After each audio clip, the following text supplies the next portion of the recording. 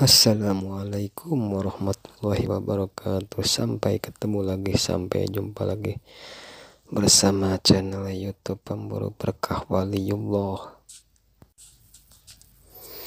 Sedikit menakibnya tentang Kiai Haji Sulaiman Batu Jajar. Beliau lahir di Batu Jajar, Kabupaten Bandung Barat pada tahun 1830. Ayahnya adalah Haji Sarip, berasal dari Pandeglang, Banten.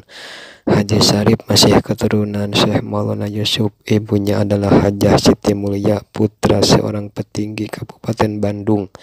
Beliau sering juga dipanggil Mainggit karena selalu banyak ringgit. Kiai Haji Sulaiman menikah dengan Hajah Siti Khadijah ketika beliau ikut pasaran tafsir di Ajengan Agan Aon, Mama Aon, Mangunreja, Tasikmalaya. Hajah Siti Khadijah adalah putra Raden Sumadipajak, berasal dari Sumedang.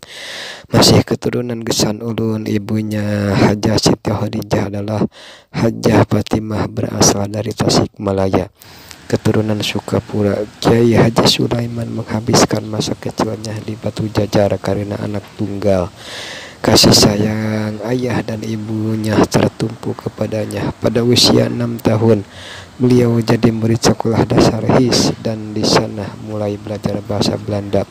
Ayahnya seorang saudagar, punya toko terletak di pinggir jalan besar. Di dekat tokonya ada masjid besar. Tokonya menjadi tempat beristirahatan bagi mereka yang bepergian jauh. Selain untuk kepentingan dengan kebutuhan isi perut, juga bagi mereka yang hendak melaksanakan sholat. Pada masa remaja, Kiai Haji Sulaiman pernah mengidap penyakit yang sulit untuk disembuhkan. Penyakitnya itu sempat menjadi perhatian, bahkan dijadikan observasi oleh para dokter Belanda. Ayah dan ibunya sempat kebingungan dengan penyakit yang diderita oleh anaknya itu. Ayahnya bernazar, jika anak saya sembuh dari penyakitnya, dia akan dipesantrenkan. Alhamdulillah, penyakitnya itu sembuh. Para dokter bahagia akan keberhasilannya. Mereka mengucapkan terima kasih kepadanya, Kiai Haji Sulaiman dan ayah ibunya. Orang tuanya sujud syukur atas kesembuhan penyakit anaknya itu. Sejak kesembuhannya dari penyakit tersebut, beliau pergi mencari ilmu di pesantren. Beliau menggali ilmu dari beberapa pesantren, yakni pesantren Ciburial, Padalarang, Cibabat, Cibaduyut, Cikalama, Keresek, Garut, Lekor, Garut, Mangunreja, Balakasab, dan pesantren Pangkalan. Kiai Haji Sulaiman sosok manusia yang haus akan ilmu. Terbukti pada tahun 1913 beliau pergi ibadah haji dan bermaksud akan bermukim di Mekah. Namun pemerintah Arab Saudi tidak memberi izin. Bahkan yang sudah lama bermukim juga disuruh pulang ke negara masing-masing. Sekalipun dia sudah menikah dengan Hajah Siti Khadijah, tapi masih tetap menjadi santri di pesantren Dukuh Tarogong, Garut. Istri dan anaknya tinggal di Kabong sebagaimana santri lainnya. Anaknya yang ikut jadi santri itu adalah Endang Muhammad dan Dudung Juwaini. Ketika beliau masih mencari ilmu di pesantren, Haji Safari yang masih keluarga dari ibunya akan mewakafkan tanahnya jika beliau sudah selesai nyantrinya. Sepulang dari pesantren, beliau mengadakan pengajian di rumah ayahnya. Setelah Haji Safari benar-benar menyerahkan tanahnya untuk dijadikan tanah wakaf, beliau mendirikan pesantren pada tahun 1917. Beliau mendapat surat izin mendirikan dan menyelenggarakan pendidikan pesantren dari pemerintah kolonial Belanda.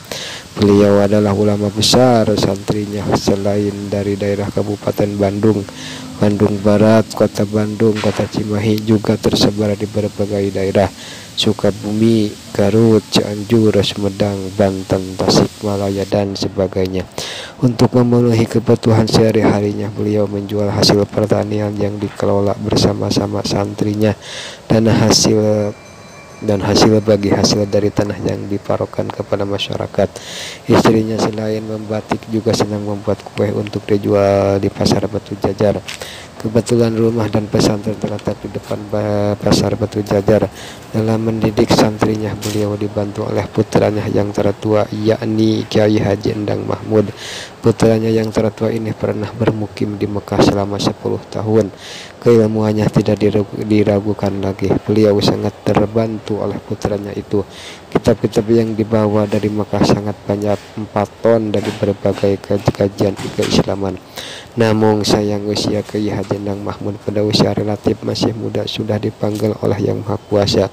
Beliau mempunyai prinsip bahwa pengajian itu jangan berhenti sekalipun dalam keadaan genting.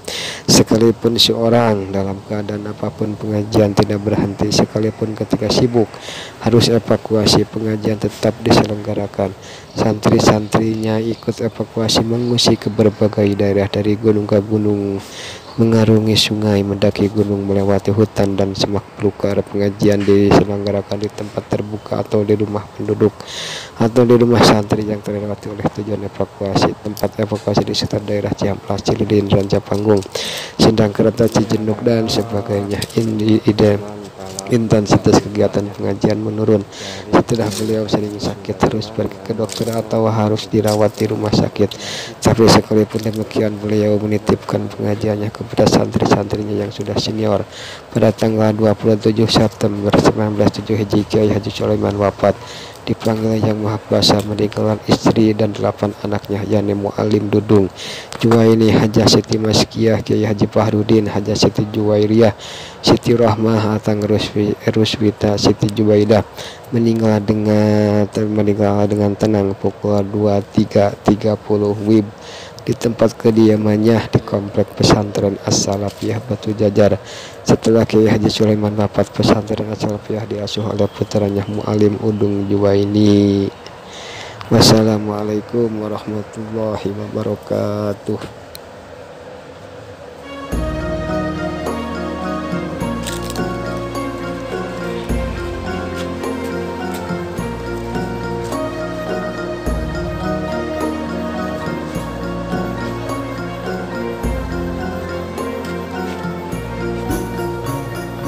Ya Rasulullah,